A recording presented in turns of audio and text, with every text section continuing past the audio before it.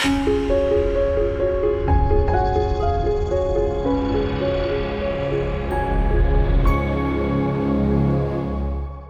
pozdravljeni. Volitve se bližajo in slovenski škofje so napisali pismo, v katerem vabijo k odgovorni udeležbi na volitvah. Kako naj volijo kristjani in katoličani, o tem bova spregovorila z našim tokratnim gostom. To je dr. Anton Stres, filozof, teolog, nekdanji ljubljanski nadškof in pa seveda tudi predsednik Komisije za pravičnost in mir. Nekdanji, ja. Dobro, začniva najprej, dr. Stres, s tem pismom. To se pravi odgovorna udeležba na volitvah. Tu notri sta skrita dva pojma. Prvič udeležba in to odgovorna. Ja, škofje zelo dobro poudarjajo, da je to prva in najbolj osnovna dolžnost človeka v njegove soodgovornosti za družbo. Namreč velikokrat govorimo o odgovornosti, pa se pa ljudje vprašujejo, kaj pa naj naredim pravzaprav, če se res čutim odgovornega, pa kaj lahko naredim. Tisto, kar je najbolj osnovno, kar je prvo, je, da grem na volitve. To je ena možnost, ki je dana čisto vsakemu državljanu, ki sme in celo mora voliti.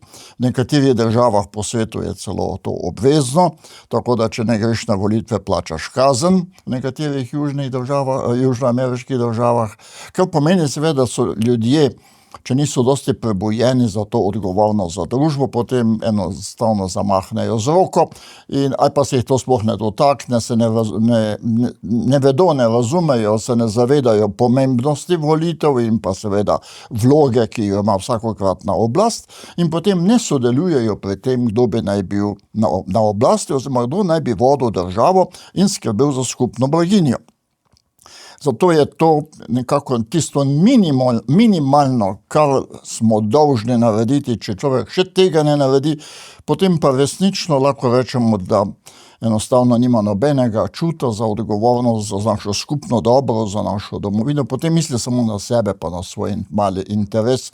Potem vidi samo en peden pred nosom, ne vidi pa daleč naprej, se ne zaveda, da je tudi njegova osebna sreča pravzaprav odvisna od tega, kako bo država upravljala, v kakšnem okolju bo živel in tako naprej. Skratka, vse to je povezano v tem in to je res tisto najmanj, kar mora vsak odgovoren človek narediti za skupno dobro, je, da se udeleži volitev, potem pa seveda, kot pravi, da odgovorno voli. Se pravi, da ne voli kar tako tjaven dan, tudi ne, da se ne pusti naplahtati, tudi ne, da bi bil pod vplivom okolja, ker ima pač en prijatelj tako in tako reče, ker je nekaj slišal, pa se mu tisto zdi bolj ali manj utemeljeno, pa mu še jaz tako navedel, kot je ona rekel. Se pravi, da res vzame pamet v roke, kot rečemo, da razmisli svojo glavo. Danes ima vsak državljan možnost preko te predvolilne kampanje, ko stranke predlagajo, pokažejo, kaj nameravajo narediti, ima možnost izbire, ampak še bolj kakor te obljube, lepe obljube, ki jih vse stranke dajajo, je pa tisto, ker toliko pa zdaj že imamo, vemo, kdo je kdo, poznamo ljudi, vemo, kaj so do sedaj naredili, česa niso naredili, kaj so obljubljali in kaj so potem od tega izpolnili, česa niso. Vse to pravzaprav človek, ki majčkano pogleda čez svoj plot, ki malo spremlja to, kar se v javnosti govori in piše, si lahko ustvari eno zelo razsodno mnenje, podobo in tudi vidi, kakšne vrednote, kam, po domače rečeno, kam pes taco moli, to se pravi, v katero smer bi eni ali drugi ali tretji peljali našo domovino. Se pravi, vse to je danes dejansko možno, na srečo. Ampak važno je, da res vzamemo svojo pamet v roke, da razmislimo in da potem v tem smislu odgovorno volimo, se pravi, da ne volimo kar tako tja v dan, ne naplahtani, ne zavedeni, ampak po svoji osebni pameti in premisliku. To se pravi, da pogledamo, kaj so ti ljudje, ki so tam na voljo, da jih volimo, do sedaj naredili, oziroma česa niso naredili. Mislim, da je to zelo najbolj pomembno. Ja. Bolj kakor tiste obljube, pač vse vemo, kaj so obljube. Ne? Ja, recimo, če pogledamo zdaj, kaj je bilo v tem mandatu. Imeli smo kar nekaj takih akcij, da tako rečem, bolj ali manj uspešnih, nekatere tudi ne. Recimo prva taka je bila pomoč pri samomoru, da tako zelo enostavno povem. To se pravi, to že ni nekaj, kar bi podprli. Čeprav zdaj ti isti ljudje mogoče govorijo lepše, drugače, se predstavljajo v lepši luči. Pomoč pri samomoru je že sama ta besedna zveza je pravzaprav strahotno sporno. Ne. Vedno smo gledali na samomor kot eno dejanje, ki ga človek naredi v neki hudi stiski. Po eni strani ne moreš metati kamnja v takega človeka, ker gotovo tega ni naredil kar tako tjav dan. Gotovo se mu je nekaj zelo milo. Po drugi strani pa vsi vemo, da to ni rešitev. In da to nekako tudi ni v skladu s človekovim dostojanstvom, da obupa, da vrže, kot rečemo, puško v koruzo. Skratka, da ne vztraja več, da se ne bori. V stari Grčiji je bila največja sramota, če je vojak pobegnil z bojišča. Hujše, kako če je kaj drugega naredil. Se pravi, vojak, ki je pobegnil z bojišča, se potem ne mogel več prikazati v svoji vasi, v svojem okolju, ker je bil dejansko izobčen, izvržen. Toliko je to bilo za ljudi. Seveda, se pravi, človek mora imeti empatijo, sočutje s človekom, z njegovo težavo, da je prišel tako daleč, da je začel misliti na samomor, ali ga celo res naredil, če je bil pri zdravi pameti. Kar tudi tu je vprašanje, nekoliko, kar smo v takih trenutkih čisto razsodni, koliko smo mogoče pa toliko pod vplivom neke hude stvari, da enostavno, da nam zmanjka razsodnosti ali poguma, ampak vsekakor to, kar je ena izjema in kar mora vedno, kar ostaja izjema, in se tudi borimo proti temu, da je bilo čim manj samomorov. In Slovenija je celo na žalost ena izmed dežel na svetu z največjim številom odstotkov samomorov, kar je že samo po sebi zaskrbljujoče. Zdaj pa, da država še spodbuja k samomoru, ne? In celo hoče plačati samomor, to je potem pa res so stvari obrnjene na glavo in seveda so tudi predvsem v skladu, pač v nasprotju z človekovim dostojanstvom, ga silijo. Tudi filozofi, ki niso bili kristjani ali pa niso bili kaj prida verni kot kakšen Kant, recimo, so bili odločeni nasprotniki temu ravno v imenu človekovega dostojanstva. Da seveda ne govorimo še o vseh zlorabah, o katerih imamo zelo kako bi rekel, močno pričevanje v deželah, kjer je eutanazija in to dejansko ni take bistvene razlike med pomoč pri samomoru in pa dejansko eutanazijo. Pri pravi eutanaziji ti pač nekdo da injekcijo ali kakorkoli že, pri tej pomoči si pa vzameš tableto sam. To je zdaj vsa razlika. Ne? Ja. Drugače pa država stoji za tem v enem in drugem primeru.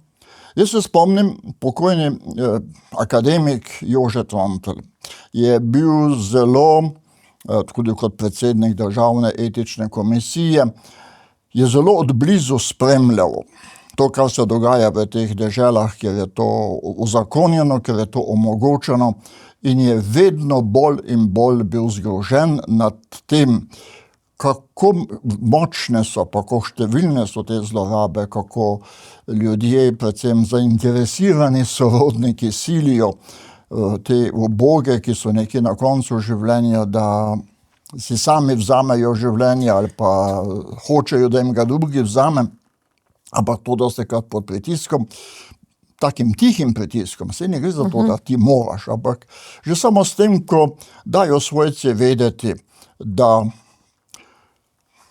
je pač to zahtevno za nekega starega človeka skrbeti in to iz dneva v dan in ne more iti na dopust in ta se veste, vse te stvari. Če imaš tako smolo, da imaš stare starše. Da imaš tako smolo, kot je rekel predsednik. Ne?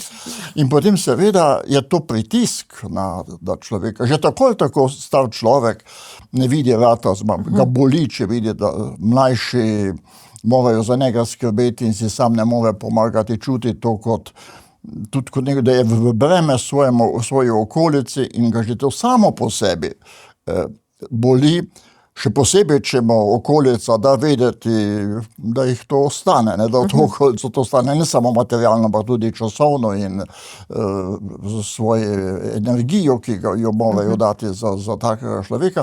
Zdaj pa, če pride še to, da pa tako reče, na koncu imam pa možnost, da se omaknem, ne? Se mi država ponuja, celo plača mi, da se omaknem, to je res pritisk. Ne reče, da to ni pritisk, da to je prostovoljno, ampak je to res igranje na take zelo, zelo problematične čustvene reakcije.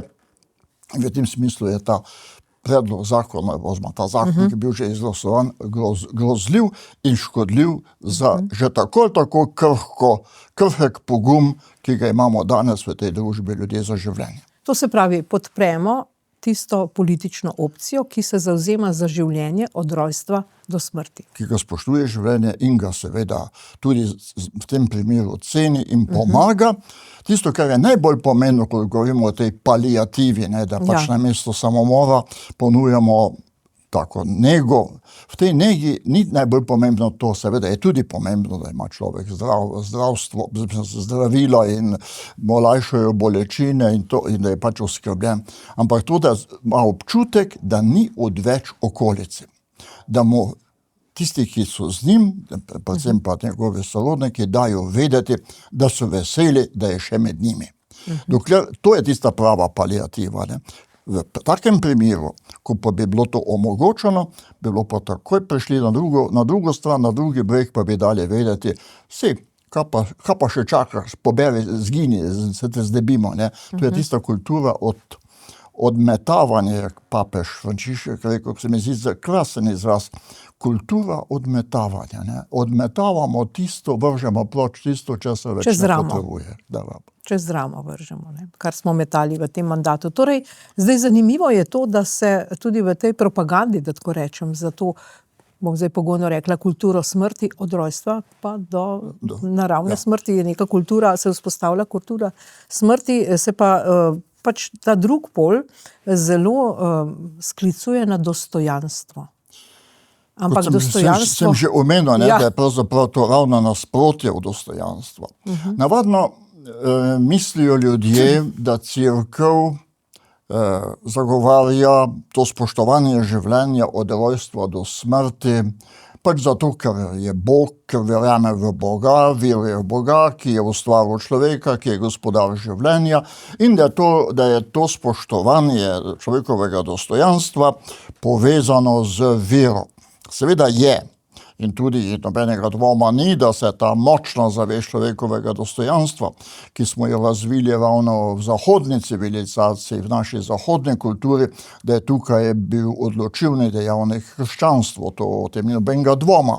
Ampak niso samo verni tisti, ki pridejo do tega spoznanja, da ravno človekovo dostojanstvo zahteva ravno to, da spoštujem življenje tudi samega sebe in svojo osebo in ne samo drugega. Namreč vsem čisto jasno, da ne smemo drugega človeka poteptati, da ne smemo drugega človeka zatirati, da ga še manj seveda ubiti in podobno.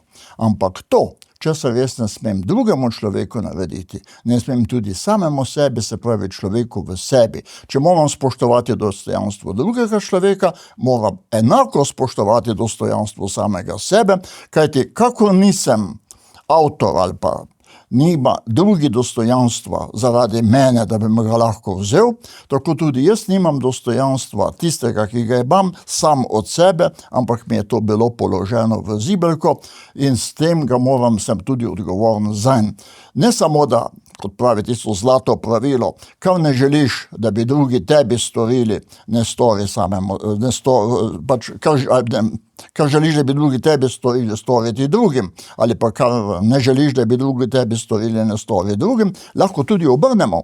To, česar ne smem drugemu narediti, tudi samemu sebe ne smem narediti. Tudi samega sebe moram v tem smislu imeti rad, spoštovati, imeti samega sebe rad, v pravem pomenu besede ni samoljubje, to ni sebičnost. Sebičnost je takrat, kadar sem pristranski. Če sem pa nepristranski, imam človeka rad, drugega in sebe, zato ker je človek, je potem pa to čisto legitimna ljubezen do samega sebe in to sem tudi dolžen, da to spoštujem. Škofje v pismu pišejo, da je prav, da glas oddamo tistim, ki se zavzemajo za resnico, pravičnost in seveda življenje, o čemer smo že rekli. Ampak ta resnica in pravičnost, tega praktično ni, ali pa to težko najti danes. Tu običajno o tem ne govorimo, ne, o resnici. Danes smo v nekem skeptičnem okolju, kjer pravzaprav vedno, tako kot Pilat, bomo zdaj poslušali v tem postnem času in v pasijonu, kaj je resnica, ne? Dvom o tem, kaj je resnica. Kar je seveda krasna ideologija, če razširimo ta splošni dvom v resnico, češ, vse je tako ali tako vseeno, vse tako nobeden ne ve, kaj je res, in če nobeden ne ve, kaj je res, potem pa lahko govorimo karkoli. In to je krasna voda na mlin vsem diktaturam in vsem totalitarizmom.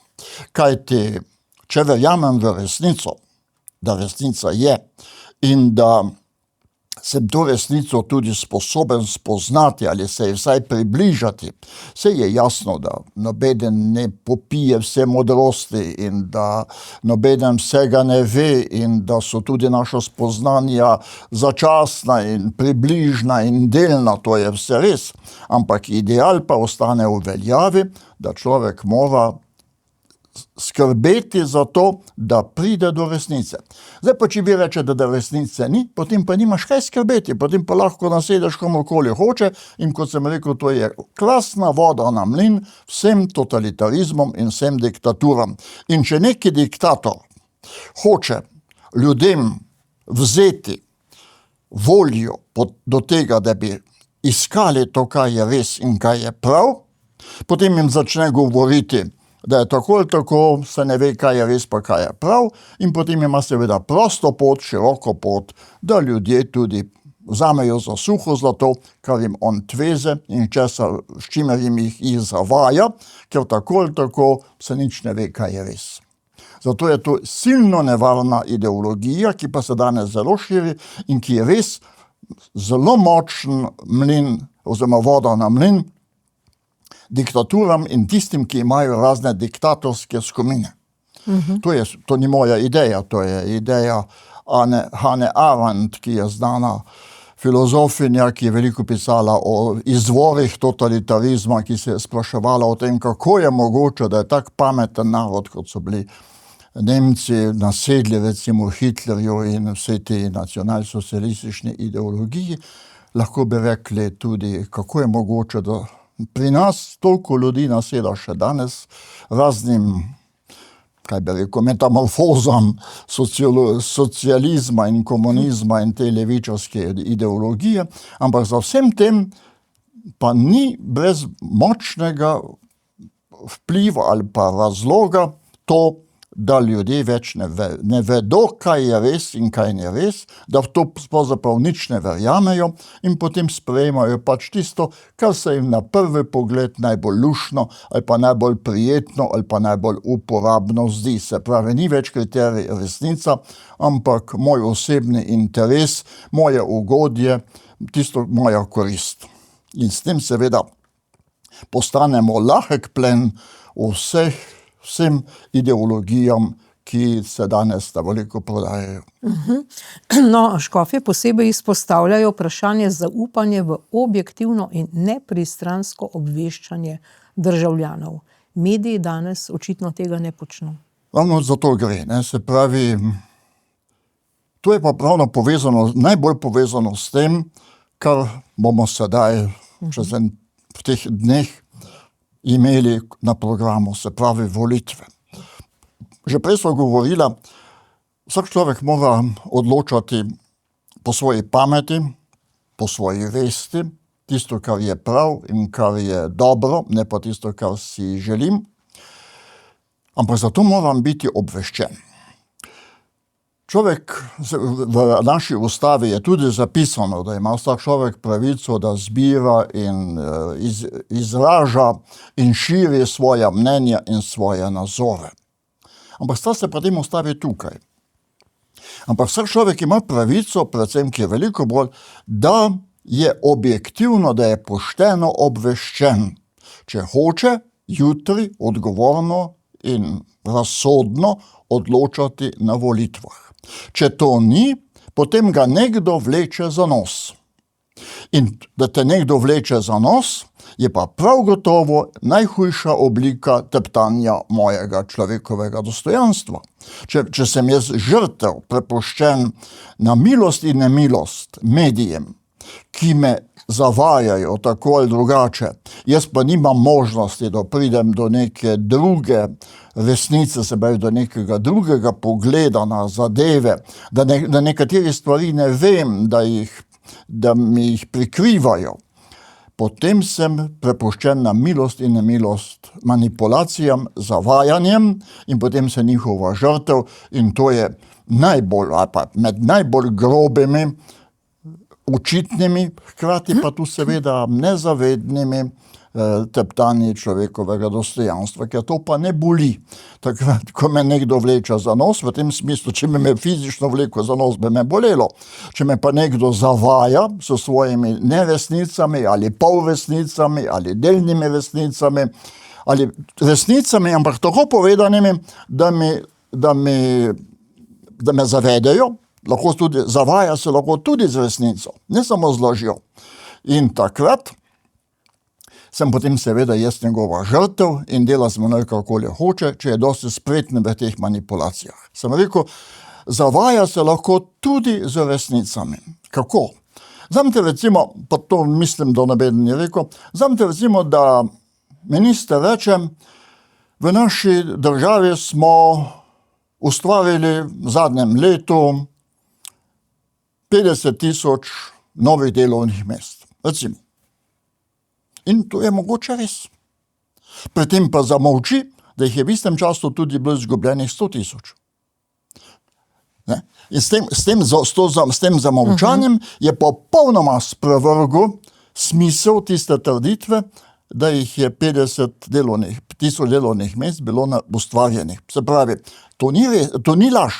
Ni bila laž, ampak je bila delna resnica, polresnica, ker ni povedal vsega, ampak samo en izsek in s tem strahotno zavedel ljudi. Ni lagal, ampak zavedel jih je s tem, ker ni povedal vsega, ker je povedal neko polresnico ali nekaj zamolčal. Se pravi, tudi zamolčevanje, tudi polresnice so zavajanje ljudi, ne samo laži. In vsemu temu smo izpostavljeni, če imajo v rokah medije samo eni, se pravi javna glasila samo eni in nam z njimi perejo možgane. In kako se to dogaja in kakšne so posledice, vemo danes, se sami občutimo, to, kar stanje obveščenosti in tudi poznavanja stvari, tudi vzgoje ali pa izobrazbe, kulture, politične kulture, takšno, kot je pri nas, vsi ugotavljamo, da je nezadostno, ampak to je nezadostno ravno zaradi dveh stvari, zaradi vzgoje v šoli in pa zaradi medijev, ki so enostranski. Torej, v čem je rešitev?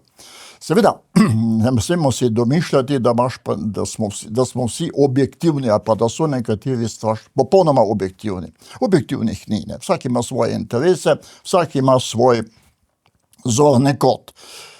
Nietzsche, ki je sicer veliko hudega in neumnega, škodljivega rekel, recimo tudi to, nič ne res, vse je dovoljeno, to, kar je danes v zraku. Je rekel tudi to, tako skepso, ne. Resnica je tista vrsta zmote, brez katere določena vrsta živali ne more živeti. Mi si pa izmišljujemo nekaj, zato ker je to v našem interesu.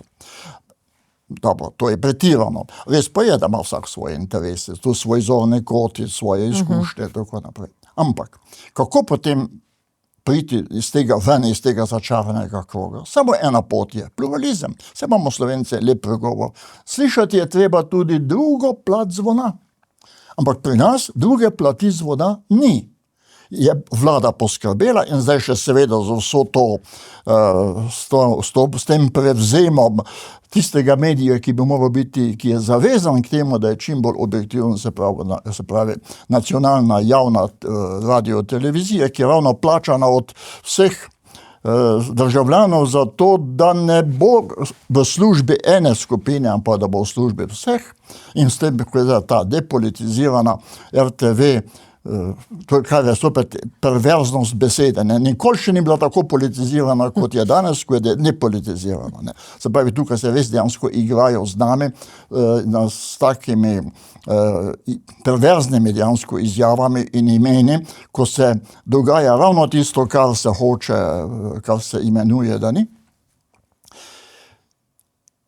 Edina možnost je, da država poskrbi za pluralnost medijev. Se pravi, da so v državi različne smeri obveščanja in potem ima šele državljan možnost, da lahko primerja, da lahko vidi, ta je rekel tako, on je rekel tako, Bog ve, kaj zdaj res, moram malo poskrbeti, moram malo premisliti, kdo izmed njiju ima prav, ali pa vsaj malo bolj prav, kot drugi. Ne?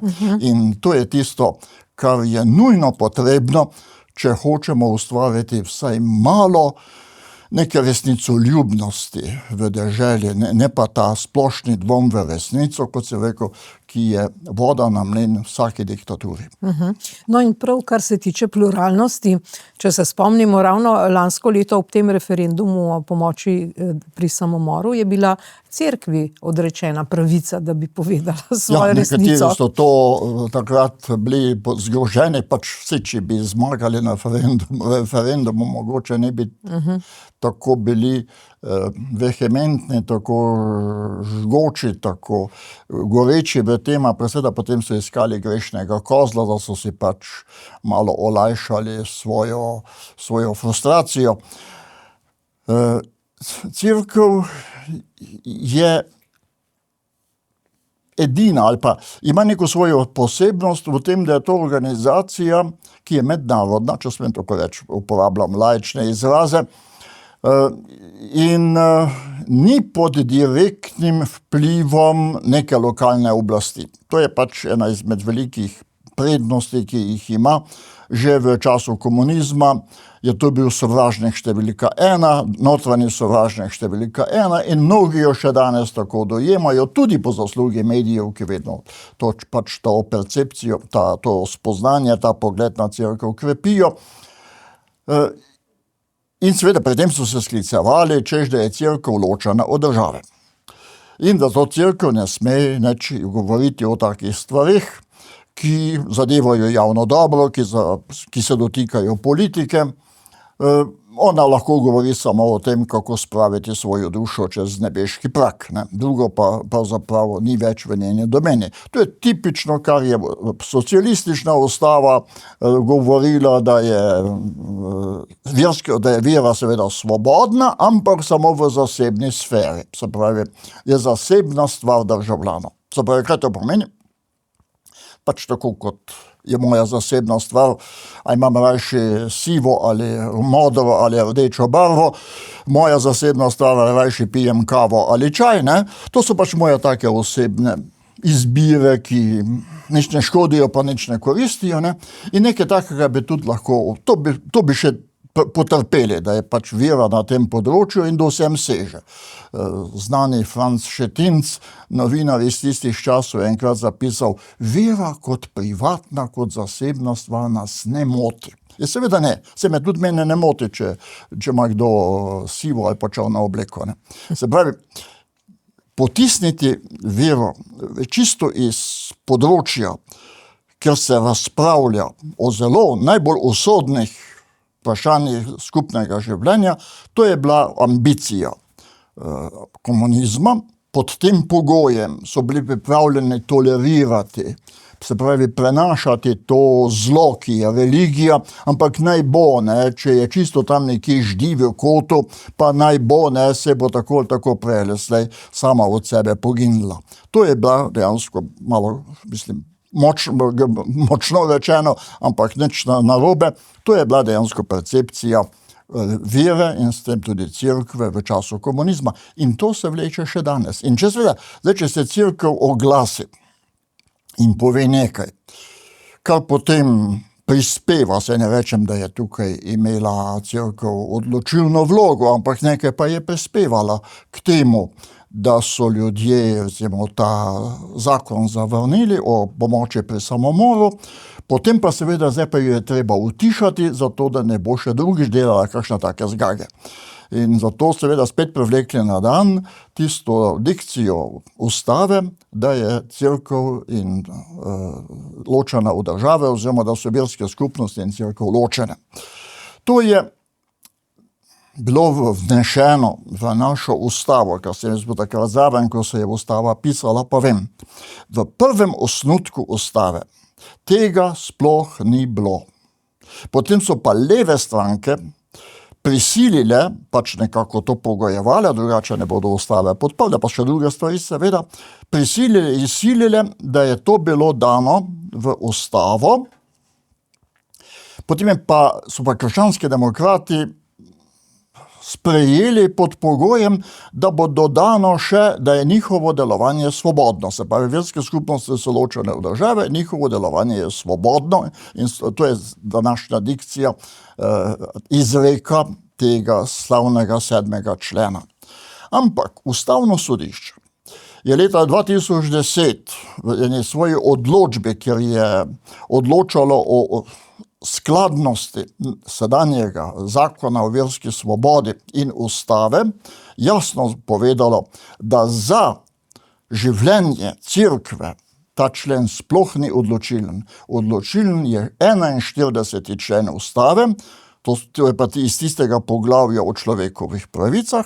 Mi pa vemo, da so človekove pravice temelj sodobne države in to je najbolj temeljno poglavje ustave, ker so opredeljene človekove pravice in tam je tudi jasno rečeno, da je izražanje pa versko življenje zasebno in javno svobodno. Se pravi, ni nobenega razloga, da bi kakorkoli iz javnosti, se pravi tudi iz javne debate o vseh teh vprašanjah izrivali cerkev ali prepovedali govoriti. To je zajamčeno z ustavo in tukaj nima tisti 7. člen nič za govoriti. Tam je jasno povedano, da ima prednost 41. člen, ne pa 7. člen. Ta 7. člen dejansko pove samo to, pa čisto nepotreben. Zato, ker v moderni družbi od države ni ločena samo cerkev, ampak celotna sfera civilne družbe. Civilna družba ni državna družba, se nimamo monopolnih organizacij, se je svobodno združevanje, ljudje se združujejo zaradi mnogoterih in različnih interesov in tako živi tako imenujemo civilna družba, vse te organizacije in cerkev se situira tudi na to področje. Ne moramo reči, da je pač ena izmed nevladnih organizacij, ne, to ni, ampak kljub temu spada na to področje in to je pa tudi v moderni državi samo po sebi ločeno od države, ker nimamo državnega nogometa, nimamo državne karitativne dejavnosti, imamo Caritas, imamo Rdeči križ, imamo še mnoge druge. Nimamo državne kulture, kultura je svobodna, skratka, vse to področje civilne družbe je svobodno, ni monopolno, kot je bilo v komunizmu, tam pa nisi smel imeti dveh dobrodelnih organizacij. Bilo rečeno, ne sme biti paralelnih struktur, kar pa to bi izraz, ne. Se pravi, ne sme poleg državne, uradne, recimo dobrodelne organizacije, ki bo takrat Rdeči križ, ne sme biti še ena druga, ne, samo ena. In tista, nad katero ima partija seveda svojo roko in to ona ureja. Skratka, civilna družba je sama po sebi ločena od države in je ta člen 7. popolnoma nepotreben. Če pa že je, potem pa to pomeni samo to, da se pristojnosti države in cerkve ne pokrivajo, se pravi, sodišča recimo, kot primer, sodišča ne sodijo po cerkvenem zakoniku, ampak sodijo po državnih zakonih. Se pravi, to je to, ne, se pravi, pristojnosti države, državnih organov in pristojnosti cerkve so med seboj ločene in to je vse in nič drugega. Vse drugo je pa dejansko mešanje in ustvarjanje nesporazumov. No, škofje se v tem pismu zavzemajo tudi za pravičnost in seveda za dosledno vladavino prava, kar je ključno za delovanje demokracije. Kako to komentirate? Demokracija je zelo problematičen projekt. Seveda, vsaka je dejansko problematična. Demokracija zato, ker je krhka. To, da vsi ljudje se odločamo, je seveda samo po sebi idealno, ampak pod pogojem, da se nihče ne dvigne tako, da bi druge zatiral ravno v imenu svobode. Namreč svoboda in enakopravnost, to dvoje je težko uskladiti. Če se preveč pritiska na enakost in enakopravnost, se tlači svoboda. To smo imeli recimo v socializmu. Če pa daš prosto pot svobodi, potem pa seveda se eni dvignejo, potem so eni malo bolj prefrigani, malo bolj sposobni, malo bolj kakorkoli že tudi nepošteni mogoče in začnejo zatirati druge. Se pravi, zdaj to skupaj združiti, enakost in pa svobodo je silno velika umetnost.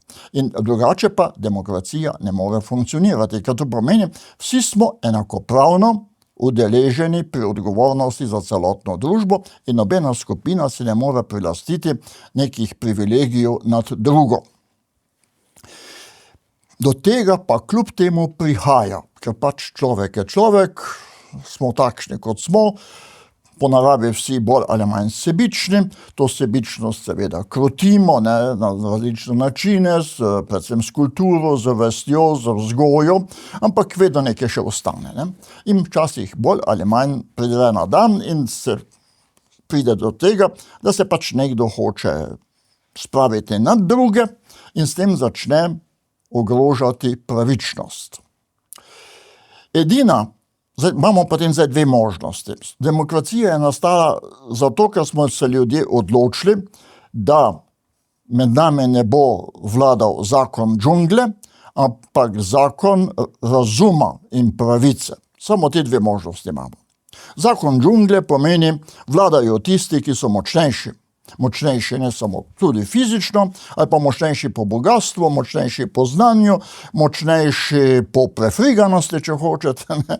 Močnejši, bolj iznajdljivi in tako naprej. In kar seveda pomeni, da se potem podrejajo druge, ali pa da vlada med nami razum in s tem z razumom tudi pravičnost, ker razuma je pravičnost, pa pravičnost je stvar razuma, pravilnega razsojanja. Čas neke doslednosti. Kar ne želim, da drugi meni storijo, tega ne smem jaz drugemu storiti. Kar pomeni to? Pomeni bodi dosleden. To, kar želiš sam zase, moraš dati tudi drugemu, drugače si pristranski. Si pristranski do samega sebe. Jaz nimam nobenih privilegijev, ker sem jaz, zaradi tega nimam jaz nobenih večjih pravic kot pa nekdo drug in to je stvar razuma. To ni stvar čustev. Čustva so pristranska. Stvar razuma pa je to, da znam iti čez svoj osebni interes. Potem pa seveda se zgodi to, kar se vedno dogaja, da so ta pravila pravičnosti, samo zaradi pravičnosti obstaja država. To je tisti znan izrek svetega Avguština, ko pravi, če črtamo pravičnost, potem se država spremeni v lopovsko, v razbojniško tolpo. Razbojniška tolpa je pravno to, zmagajo močnejši. Se pravi, to je že sveti Avguštin. Ali je Slovenija razbojniška tolpa, ali je dovolj pravičnosti, da Slovenija to ni. To je dejansko vprašanje. Samo po pravičnosti pravičnost je tista črta ločnica, po pravičnosti se lahko loči eno ali drugo. Če prevladuje pravičnost, potem to ni razbojniška tolpa, če pa prevladuje krivičnost, potem pa je to razbojniška tolpa in ni razlike. Potem v nadaljevanju sveti Avguštin pripoveduje, kako je Aleksandar Veliki ujel enega pirata, enega morskega razbojnika Gusarja. In mu je učital, poslušaj, kako si ti drzneš tukaj ropati pa napadati nedolžne ljudi, pa to početi, kar si počel, ne? Pravi Aleksandar. Pa pravi tisti razbojnik, oziroma tisti Gusar, pravi, saj ni nobene razlike med tabo in mano. Ti to delaš velikih razsežnosti, kar delam jaz pač v tistih mojih majhnih razsežnostih, ki jaz obvladujem, ne? Se pravi, pravičnost je tista črta ločnica, ki loči razbojniško tolpo ali pa gusarstvo od neke prave, poštene, tega imena vredne države. Ne? In torej, če pride do tega, da nekdo potepta načela pravičnosti, ki jih vsi domnevamo, da so zakoni pravični. Če zakoni niso pravični, če niso razumni, potem niti niso legitimni. To že stara teologija vedela, da krivični zakon, očitno krivični zakon ne zavezuje v vesti. Če torej do tega pride, potem mora biti, je pa edino sredstvo, da zopet uveljavimo poteptano pravičnost, je pa sodišče. Se pravi, pravica, ki je, s katero potem poravna država poteptano pravico, ki se je zgodila v nekem določenem primeru. Drugače pa seveda tudi pomeni to, kot sem rekel, ni privilegijev, vsi se moramo ravnati po določenih pravilih, te pravila izražajo zakonodaja, ne samo mi navadni državljani, ampak tudi oblast. Se pravi, pravna država zahteva to, da je da ima vlada, oblast za vsak svoj ukrep zakonsko podlago.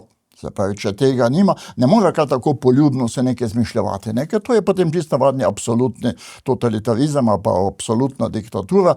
To delajo pač v nekih samovoljnih državah, ki ne zaslužijo niti ne naslova država, ampak v neki državi vredne tega imena vladajo splošno sprejeta in za vse veljavna, enakopravno veljavna pravila.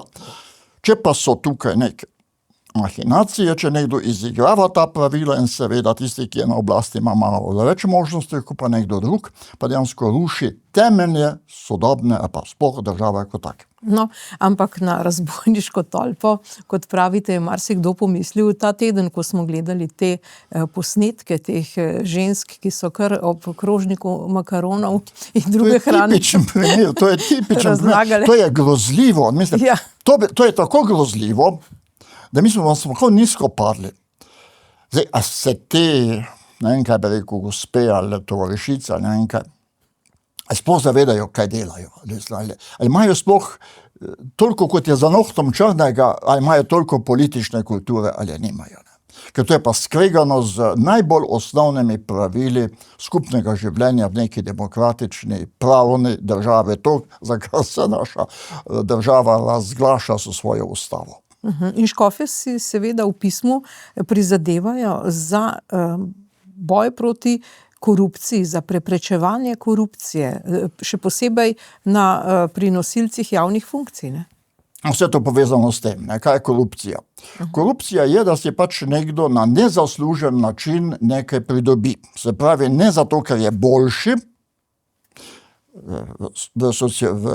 v demokraciji je popolnoma združljivo in celo namen demokracije je spodbujati pošteno tekmovanje. To se pravi, da vsak skuša biti boljši, vedno boljši in na ta način biti tudi za to nagrajen z raznimi stvarmi, ki si na ta način pridobi. Ne samo recimo denar, ampak tudi družbeni položaj, ugled in tako naprej. Zaradi svoje kvalitete, to, kar imenujemo meritokracija, se včasih reče. Ne? Se pravi, da ima res človek neke zasluge, zato da se zato, ker je boljši, zato tudi recimo dobi neki posel, ker velja, da je boljši, cenejši in tudi kvalitetnejši kot nekdo drug.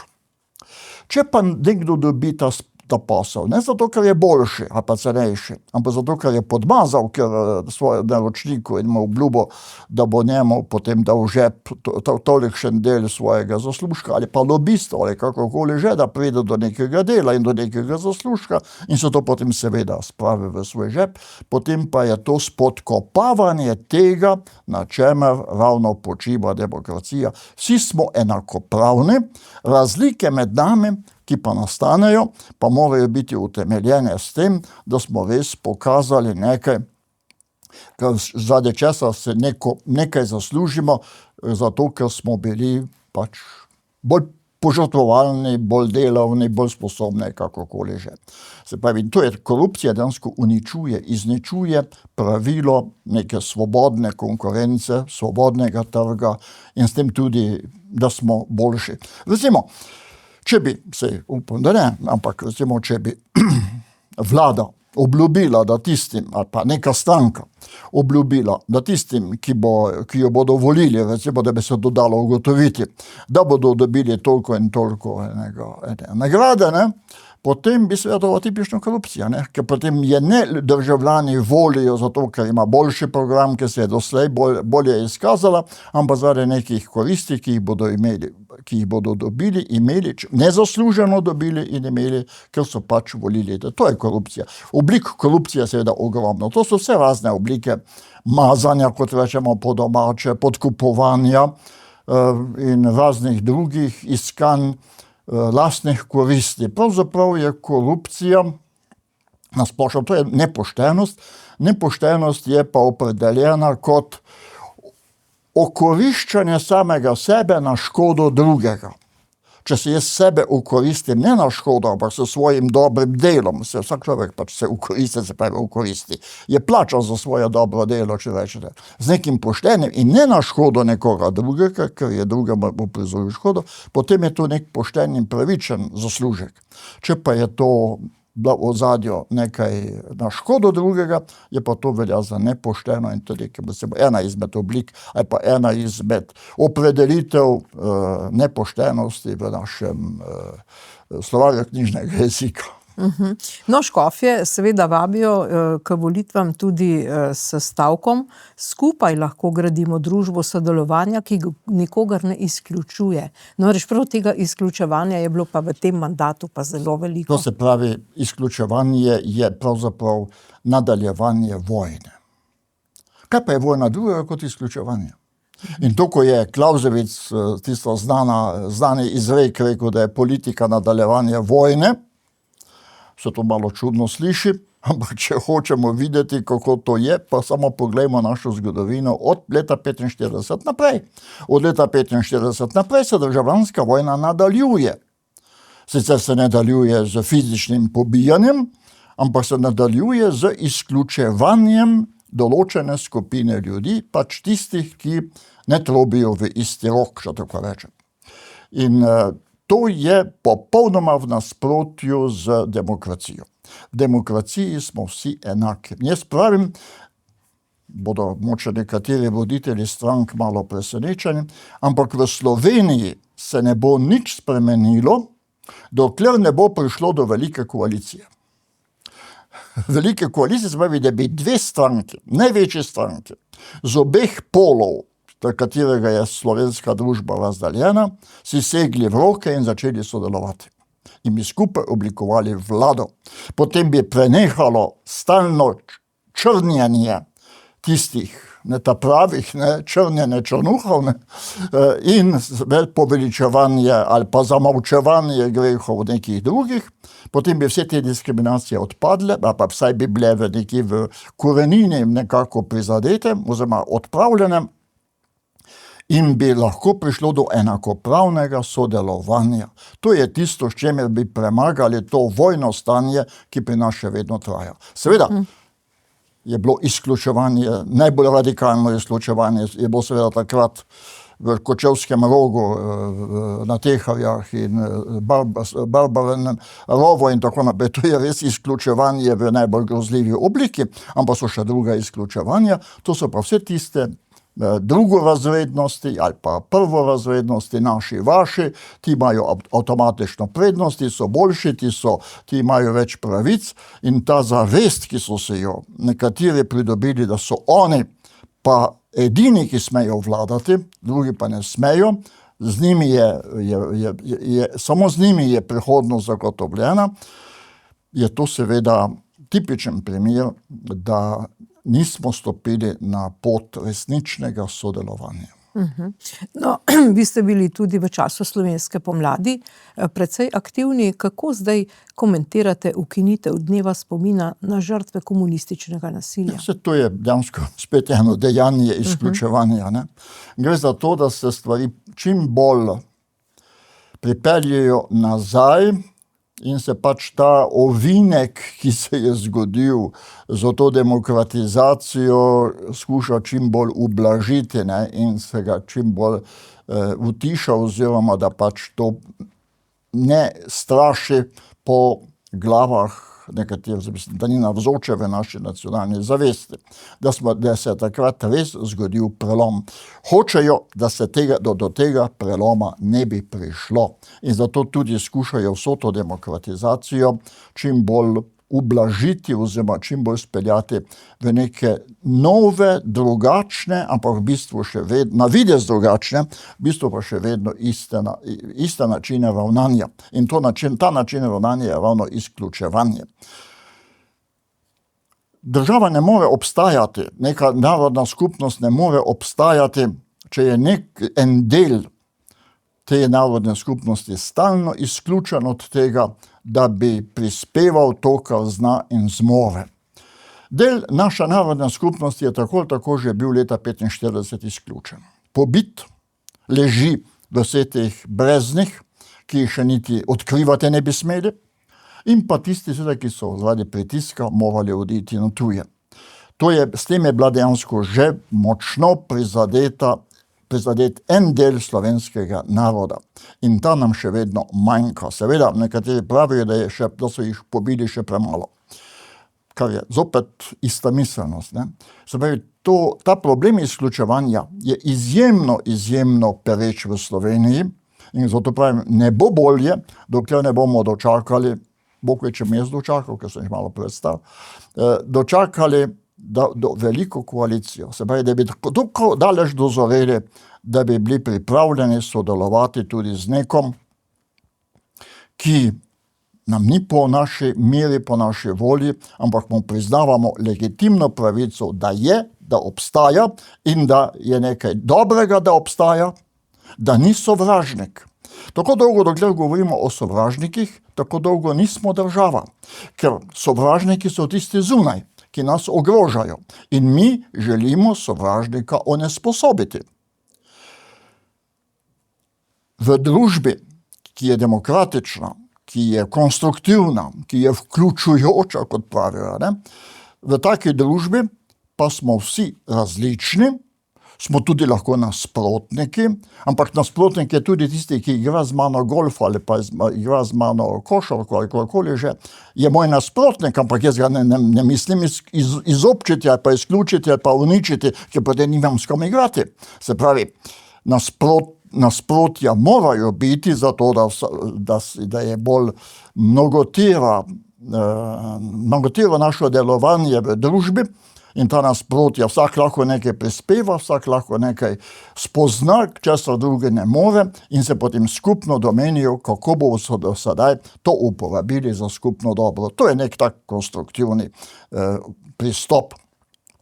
Nujno potrebno je, da se tudi v parlamentu v tem smislu oblikuje neka druga miselnost. Zopet ne, kako bomo onga popolnoma onemogočili, ampak kako bomo skupaj, tudi z opozicijo v parlamentu ali pa z drugimi družbenimi skupinami se pogovorili in potem predlagali neki zakon, s katerim bodo vsi, ali pa vsaj čim večji del zadovoljni in bo ta zakon pretehtan ne z nekimi izrednimi sejami in izrednimi ukrepi, z izrednimi zakoni, ampak da bo res pretehtan z vseh strani in bo potem dober in ga ne bo treba spreminjati.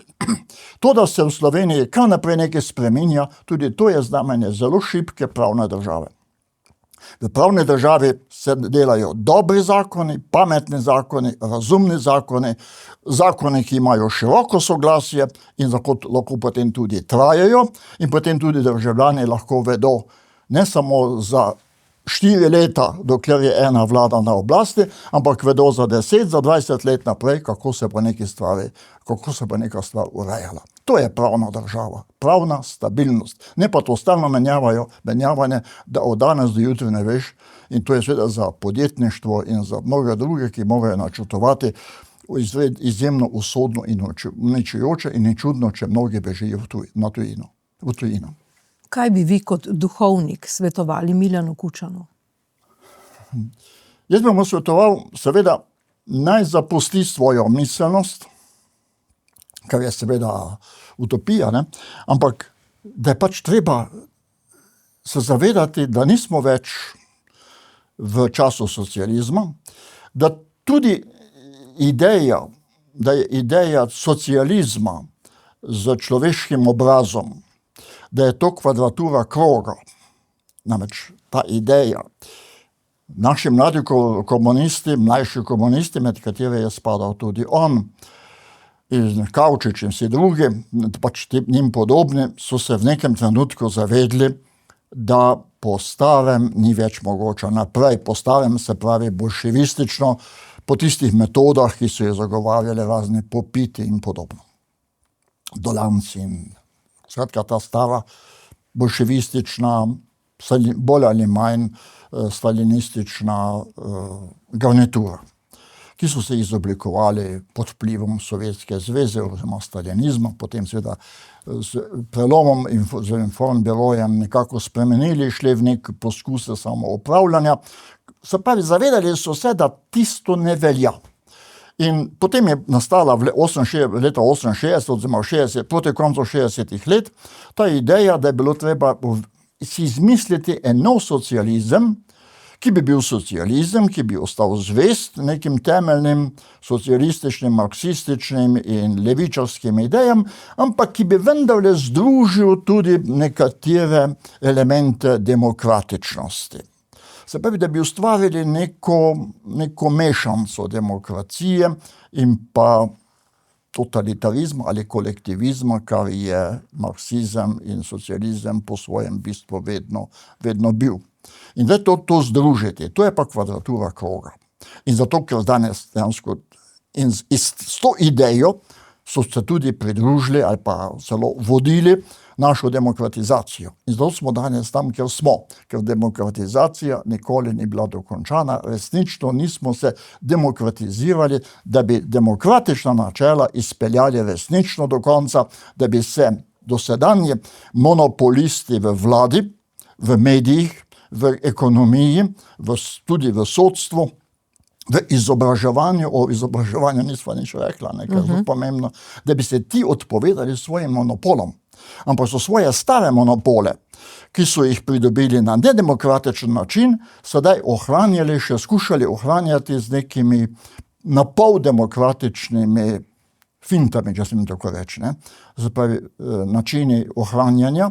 In zato gre. Gre samo za to, ali bodo demokratične sile dovolj močne, da bodo naredile temeljiti zasuk v smeri prave, liberalne, ne liberalne, to se sicer zveni malo politično, ampak ideja liberalne demokracije je ideja demokracije, kjer pa ni vse dovoljeno, tudi ne parlamentarnej večini. Demokracija ni diktatura parlamentarne večine, kajti nad njo je ustava. Ustava pa točno določa, kaj je v nekem sistemu, v neki državi sprejemljivo in kaj ni, kje se konča demokracija in kjer se začne teptanje človekovih pravic. To določa ustava in o tem odloča ustavno sodišče.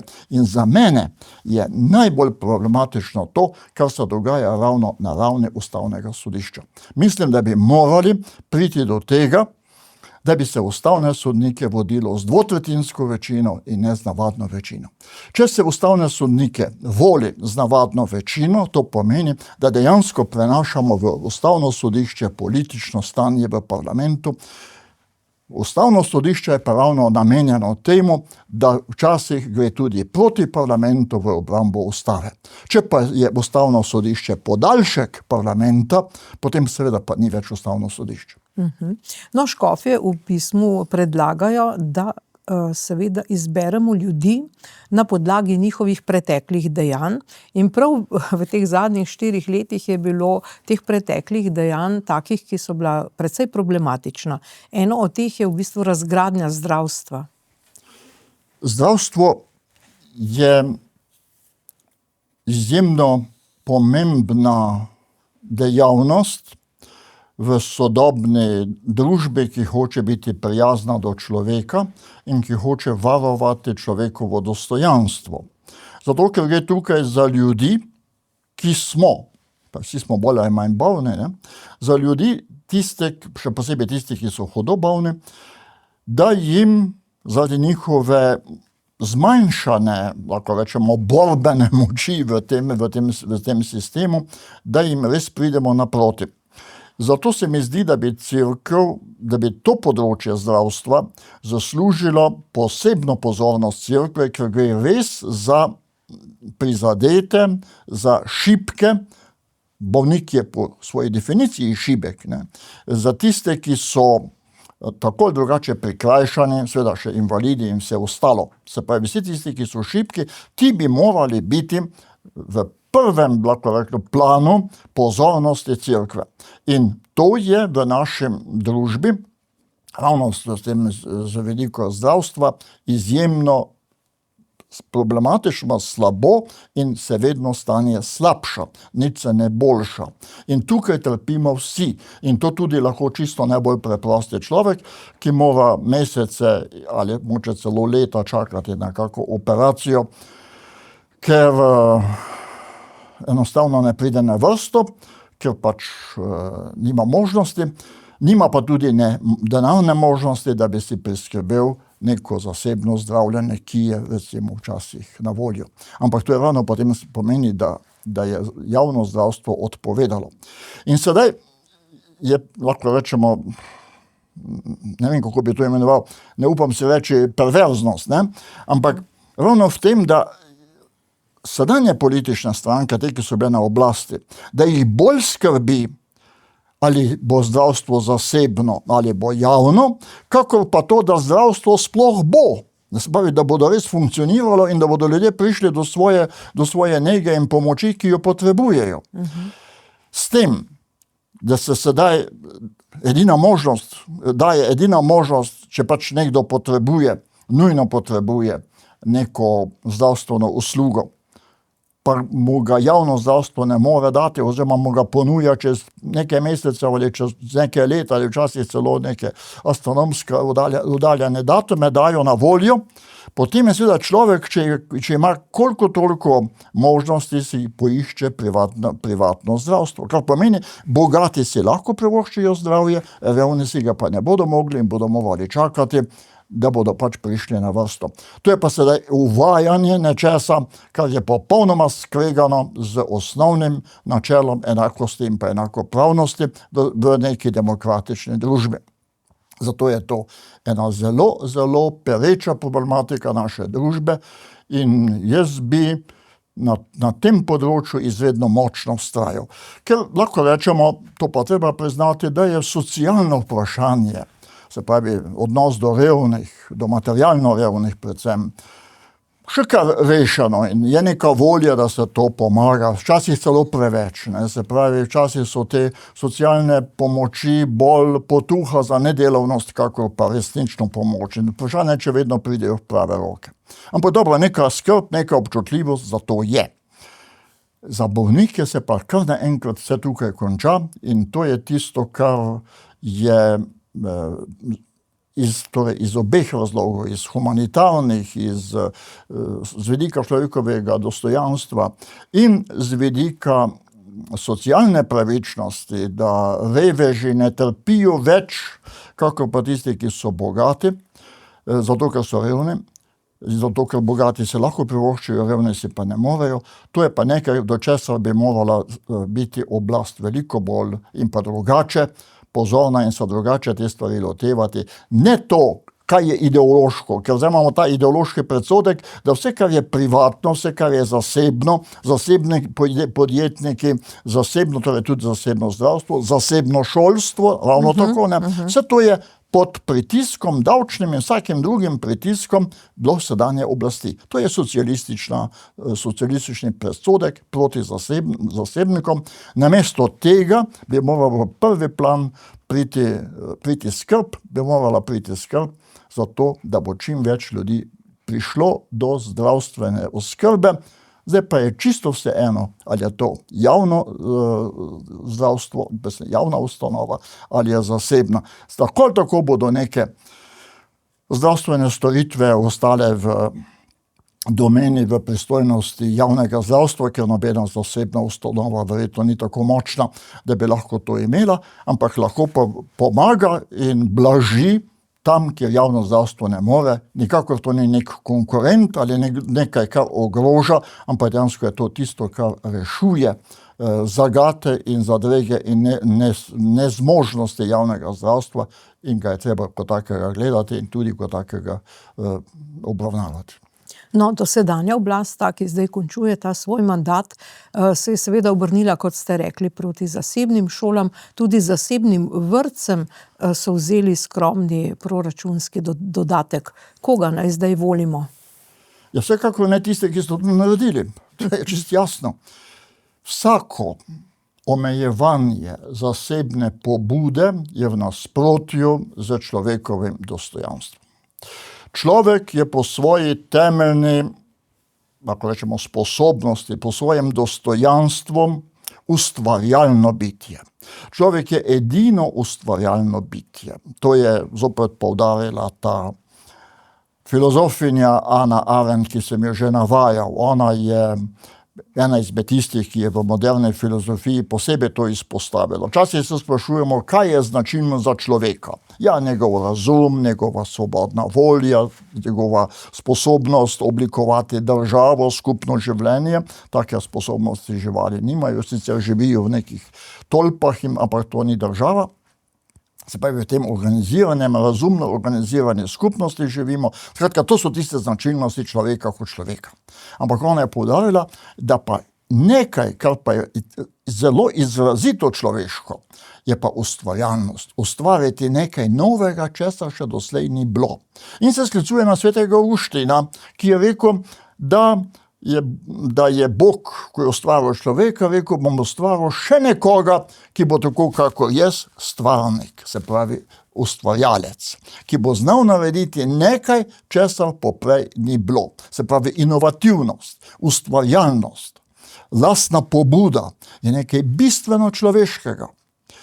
Družbeni nauk katoliške cerkve zagovarja, da mora država skrbeti za skupno dobro, to pa ne pomeni, da mu na krožniku državljanom prinese, kar potrebujejo, ampak da ustvari ugodne pogoje, da si državljani sami pomagajo. Torej, naloga države ni prinesti na krožniku, ampak ustvariti možnosti, ugodne pogoje, recimo izobraževanje, zdravstvo, infrastruktura, dobre ceste, telefonija, skratka, vse te stvari, ki omogočajo, ki ustvarjajo svobodne in inovativne ustvarjalne ljudi. In zato je zasebna pobuda nekaj tako bistveno povezana s tem človekovim dostojanstvom in ne to, da vsi sledijo diktatu države, in da vsi sledijo enemu samemu vzorcu, ampak da se ustvarja pluralizem in hkrati seveda usposoblja tudi za sodelovanje. In to uničevanje zasebnega sektorja, kjerkoli že, bodisi v zdravstvu, bodisi v šolstvu, tudi v vrtcih, je samo znamenje nekih zastarelih, že zdavno preživetih, ampak pri nas še vedno živih tendenc po uravnilovki, da so vsi enako in seveda, da ne bi kdo teh mladim slovenskim državljanom vcepil v glavo kakšne take grde misli, ki ni v skladu z uradno, a pa s isto ideologijo, ki oni forsirajo, ki jo oni vsiljujejo, tudi na način, ki ga ne bi smeli, če bi spoštovali tudi versko svobodo v šoli. Ali je s tem spremembo zakona o verski svobodi, ki ste ga zdaj imenovali, vladna koalicija tudi verskim uslužbencem povedala, da so na nek način nepotrebni? Ja, so celo menda hoteli ukiniti, ne vem, kako je potem to izpadlo, da cerkev, oziroma da verske skupnosti niso družbeno koristne organizacije. To je vedno jezilo, levo srednjo, jezila ta določba tega zakona o verski svobodi. Kot veste, ko je zakon o verski svobodi bil sprejet leta 2007, se mi zdelo 8, so ga hoteli celo ukiniti, ta zakon, in so šli potem s pritožbo na ustavno sodišče. Vlagatelj je bil takrat državni svet te pritožbe, ampak takrat je bil seveda državni svet drugačen za sestave, kot je danes. In je on bil nosilec te pobude, da se ta zakon o verski svobodi razveljavi, da ga ustavno sodišče razveljavi. To niso uspeli, verjetno bi danes bi. To niso uspeli, ampak je ravno obratno, kot sem prej že omenil, to v tej odločbi ustavno sodišče poudarilo, kako je temeljnega pomena 41. člen za svobodo verovanja tudi v javnem področju. In tam tudi seveda piše, tam ko se utemeljuje ta finančna pomoč, ki jo daje država verskim skupnostim, predvsem za verske uslužbence, gre samo za to, za soudeležbo pri njihovem socialnem, zdravstvenem in pokojninskem zavarovanju, kar je vedno bilo tudi v času komunizma.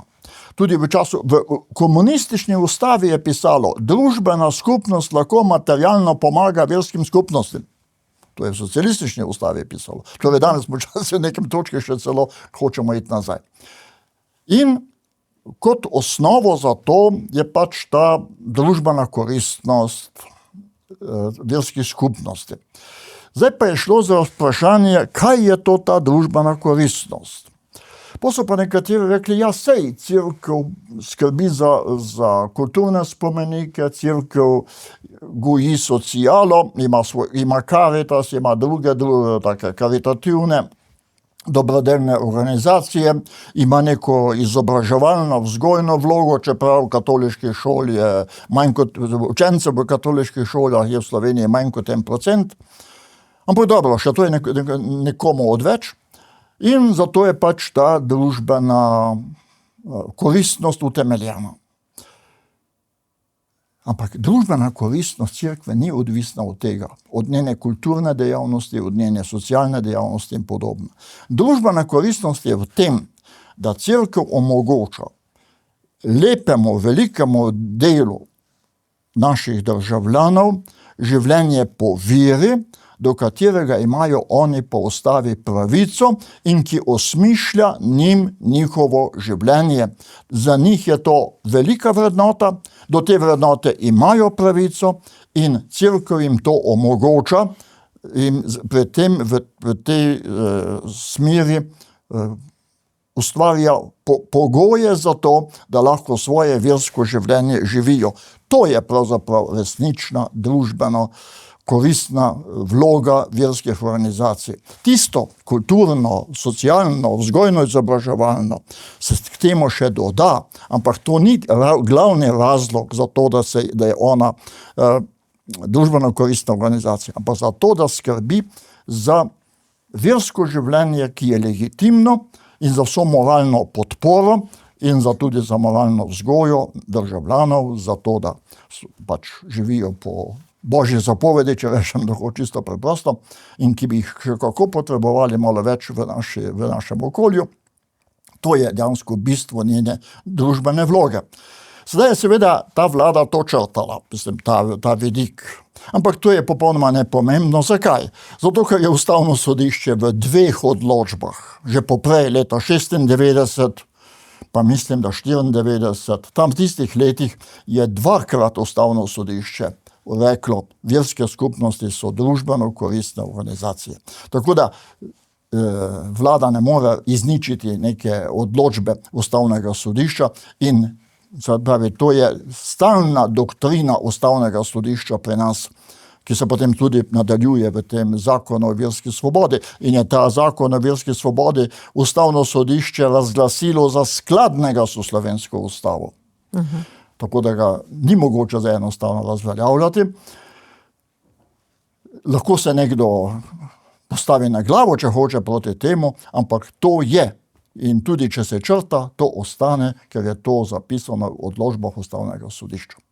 Torej, ta sedanja politična vladna koalicija, ki bi seveda rada imela še en mandat, tudi obljublja, da bodo, če bodo še naprej vladali, upajmo, da ne, uvedli tudi nepremičninski davek.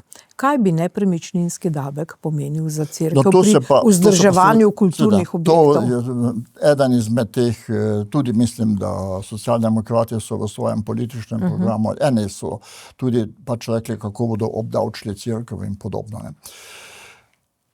Kot sem že rekel, nekatere davčne olajšave, pa se mi gre samo za eno stvar. Vse cerkev plačuje davke. To je spet ena fraza, ena laž, ki se širi, cerkev ne plačuje davkov. To pa, kar naprej slišite to. Cerkev ne plačuje davkov, mora jih plačevati. Cerkev plačuje vse davke, kot jih plačujejo, samo enega davka dejansko ne plačuje. To je tisti prispevek za uporabo zemljišča, kako se že to je. Nadomestilo za uporabo stavbnega zemljišča. To je bilo že dano cerkvi že v času komunizma, vse to ni zdaj. To je še od takrat, če so komunisti čutili, da morajo cerkvi to zaradi ravno tega, ker ima na skrbi 2100 ali 200 cerkva v Sloveniji, kar je slovenski unikum, in mnoge, velika večina, skoraj da 95% verjetno, ali pa vse 90 teh cerkva so kulturne spomeniki. In vse to cerkev vzdržuje, država pomaga, prispeva, kako kdaj, včasih bolj, včasih manj, odvisno od njene simpatije ali pa antipatije do cerkve in do tega, da te spomeniki ostanejo ali pa da jih ne bo več, da se pač zbrišejo vsi sledovi krščanstva pri nas, zdaj kakorkoli, to so ideološke opredelitve in to tudi določa tisto pipico, skozi katero prihajajo podpore za vzdrževanje tega. To vzdržujejo naši verniki. In to je pač neke vrste majhna kompenzacija teh skrbi, zaradi katere bi morala država pokazati še več posluha. Obstaja zakon o varstvu kulturne dediščine, kjer je predvidena ena stvar, ki je zelo dobra, ampak nikoli ni bila uresničena. Da bi država sklenila z velikimi lastniki, katerimi koli že, te kulturne dediščine, predvsem stavbne dediščine, neke vrste pogodbo za vzdrževanje tega, kar je potem nekako, da ne bi šlo samo preko projektov, ampak bi se to veliko bolj sistemsko rešilo in da ta možnost je zakonsko dana. Ampak še doslej ni bila uresničena in vedno, kadarkoli še v mojem času, ko sem še jaz bil aktivni škof, smo to skušali potem operacionalizirati, pa ni bilo nikoli posluha za to. Doktor Stres, vi ste lazarist.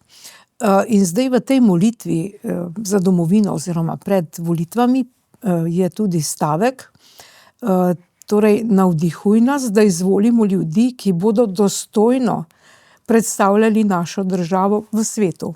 Mi imamo ogromno Slovencev v svetu, v Argentini, tudi te vi dobro poznate.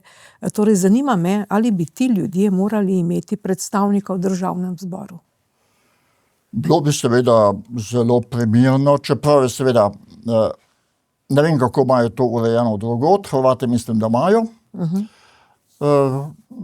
Bil bi to neke vrste priznanje. Se to ne bi spremenilo, ne vem kaj, ne bi imelo kakšnih hudih političnih posledic. Bilo bi pa znamenje, da so tudi to del našega naroda in da jih domovina ni pozabila. In to je bilo neko simbolno dejanje, da niso odpisani, da niso zavrženi, da niso vrženi ploč, kultura odmetavanja, ne? Ampak da jih še vedno imamo za svoje člane, da imamo še vedno za svoje ljudi in jim na ta način damo to priznanje, kar bi lahko zelo pozitivno vplivalo in okrepilo njihovo veselje, ki ga mnogi še imajo, da ohranijo slovenstvo tudi v svojih družinah in v svojih prihodnjih rodovih, kar je za navzočnost v svetu, v Evropi ali pa v svetu še vedno zelo pomembno, glede na to, da smo pač malo številni in zato nam je vsak zvest Slovenec dragocen. V bistvu je vprašanje rodnosti tudi eno od pomembnih vprašanj, ki ga zdaj te koalicijske stranke, ki so zdaj na oblasti še en teden, ne naslavljajo. Kako bi vi to rešili? Seveda tukaj z samim pridiganjem in nagovarjanjem verjetno ne pridemo zelo daleč. Treba je ustvarjati pogoje. Pogoje so pa recimo stanovanja in podobno. Pogoje za mlade družine, ali pa za mlade ljudi, ki se ne poročijo, ker pač enostavno ne morejo si osnovati takih družin, kot si jih želijo in potem čakajo in potem mine čas, ko bi lahko imeli otroke. Se pravi, vse to vpliva, se pravi, to, kar, kot sem že prej rekel, naloga države je ustvarjanje ugodnih pogojev za nekaj. Ugodnih pogojev za gospodarstvo, ugodne pogoji za izobraževanje, tudi ugodne pogoje za to, da imajo družine več otrok. Vse to je država dolžna. In ne more država ukazovati, tako kot na Kitajskem, da smejo imeti ali pa ne smejo imeti več kot toliko otrok in podobno. Ne gre za to. In to je smisel tudi tistega ustavnega določila, da starši odločajo o številu svojih otrok. Se pravi, da jim nihče ne more narekovati, koliko otrok smejo ali pa morajo imeti. To je prvotni smisel. Tista osplavo je neka interpretacija, kateri nekateri pravniki oporekajo, da to ni bil prvotni namen. Prvotni namen je bil, gre za to, da družinsko življenje mora biti zavarovano v svoji avtonomiji in ta avtonomija je tudi v tem, da pač oni odločajo, koliko otrok bodo imeli in zato je pa država poklicana, da ustvarja ugodne pogoje. Kot se skupno dobro je ustvarjanje ugodnih pogojev, kar potem ljudem olajšuje, da se odločijo za nekaj, kar bi radi, pa recimo iz nekih objektivnih težav ne morejo. Vi ste profesor etike na Teološki fakulteti Univerze v Ljubljani, bili ste tudi dekan te fakultete. Povejte mi, zakaj veliko ljudi zdaj študira na Teološki fakulteti, čeprav se potem ne odločijo za duhovniški poklic, ampak vprašanje je, zakaj ni več teh ljudi potem vključenih v politiko? Da bi imeli neko širšo izbiro. Nekaj jih je. Ja. Nekaj je bilo, pa to je odvisno od vlade. Pač vlada zbira, ljudje se prijavljajo na razpise in potem seveda imajo oni svoje kriterije, po kateri zbirajo ali pa ne zbirajo, ali pa so tudi razpisni pogoji taki, da nekdo, ki ima končano teološko fakulteto, ne pride v poštev. To je pač odvisno od politike, čeprav je mnogi študirajo, je teologija zanimiv predmet, dejansko usposablja. Imamo tudi nekaj diplomiranih teologov danes v vrhu slovenske politike, ne sicer sedanje vladajoče, ampak v opoziciji in se niso ne slabše izkazali. To se pravi, se slabo ne izkazujejo, če tako rečem. In seveda pomeni, da pač teološki študij, ki daje neko širino, humanistično širino, z različnimi predmeti, ki so tam, zelo pokriva veliko področje humanističnih ved in je to odlična priprava ravno za ta človečanski ali pa humanitarni ali pa moralni vidik družbenega življenja. Država ni samo stvar taktike ali pa stvar strategije ali pa stvar prava, država je tudi stvar morale. Namreč nemški teoretik, pravni teoretik, Böckenförder, nek čuden priimek, je pač že pred leti, tam okoli leta 60 ali 70, napisal en stavek, ki danes velja za Böckenförderjev aksiom in ki da seveda globoko misliti. Pravi takole: moderna človekoljubna, freiheitlich, svobodna ali svobodoljubna, sekularizirana država počiva na temeljih, ki jih sama ne more jamčiti. Se pravi, in te temelji so kaj, to je on govori o moralni substanci. Se pravi, biti demokrat, to ni samo stvar tehnike, to je stvar vrednot, to je stvar morale, to je stvar spoštovanja sočloveka, to je tudi stvar prepričanja, stvar etične odgovornosti za poštenost. Poštenost je tukaj temeljna vrlina, to je tista etična substanca. To je, brez tega država ne more funkcionirati. To je tako, kakor olje, ki je v stroju in ki je nujno potrebno, da se stroj vrti, drugače pregori oziroma začne odpovedovati. Brez tega, brez te etične zavesti, demokracija ne more funkcionirati.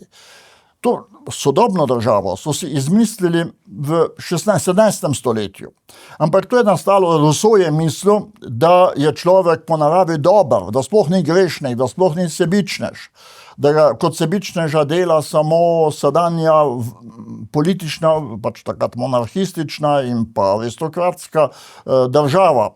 In ko bo vse to odpadlo, bodo ljudje čudoviti, bodo pošteni, velikodušni, vse, kar hočete, se ne bo, še svetniki. Žal to niso. Se pravi, vse to je ena predpostavka, da so ljudje pametni, da so pošteni in da potem zato tudi vedno izbirajo najboljše rešitve, ne za njih, ampak za vse skupaj. Da ljudi izbiramo najboljše rešitve. To že drži, ampak za sebe najprej. In če na tem pa ne more počivati država, potem se pa spremenimo v zakon džungle.